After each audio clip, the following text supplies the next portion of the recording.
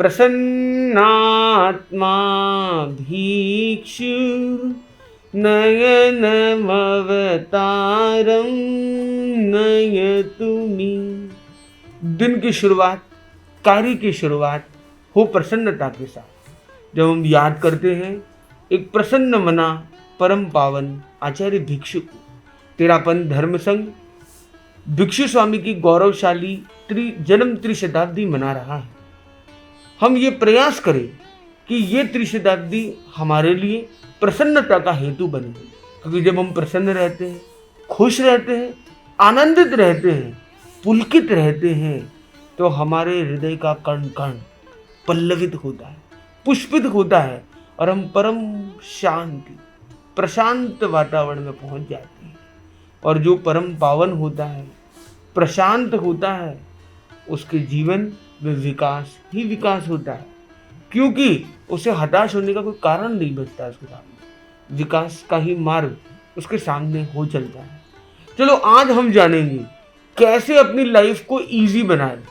The easy mindset. Easy mindset का मतलब है कि कैसे हम सरलता से सफलता की यात्रा करें, कैसे हम अपने ऐसे मन को ऐसा बनाएं कि जटिल से जटिल पहेली को हम सरलता से सुलझा सके। क्योंकि हमारा जो माइंड है, जनरली जो हमारा ब्रेन है, वो क्या है, बड़ा कॉम्प्लिकेटेड है। आप देखेंगे वो ऐसी सिंगल इस तरह की सेल नहीं है, बल्कि वो इस तरह से ओवरलैप्ड है, एक तरह से जिग जैग इस फॉर्मेट में हम देखेंगे। तो ये जो ब्रेन का जो स्ट्रक्चर है, ये अपने आप में कॉम्प्लिकेटेड है और इसीलिए ये कॉम्प्लिकेटेड टास्क करने के लिए बना है। तो जब हम कॉम्प्लिकेटेड टास्क उसके सामने रखते हैं तो वो बड़े तरीके से, बड़ी कुशलता से उसे कर लेता है और लाइफ सिंपल हो जाती है। पर जब हम मुझे सिंपल टास्क देते हैं तो वो बोर हो जाता है और वो उसको कॉम्प्लिकेट करने लग जाता है। तो अगर लाइफ को इजी बनाना है तो चैलेंजिंग टास्क लेने की करें शुरुआत। यदि आप चैलेंजिंग टास्क, एंगेजिंग टास्क, जो फीलिंग कॉम्प्लिकेटेड टाइप के टास्क हैं, उसको भी अगर आप लेना शुरू कर देते हैं तो आपकी लाइफ बहुत ईजी बन जाएगी। पर यदि आप ईजी मनी, ईजी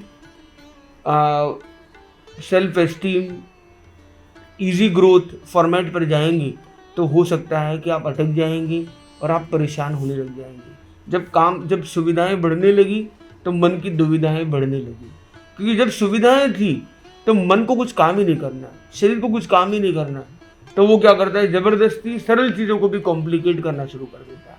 तो इम्पॉर्टेंट है कि हम कॉम्प्लिकेटेड टास्क को भी ईजी करें।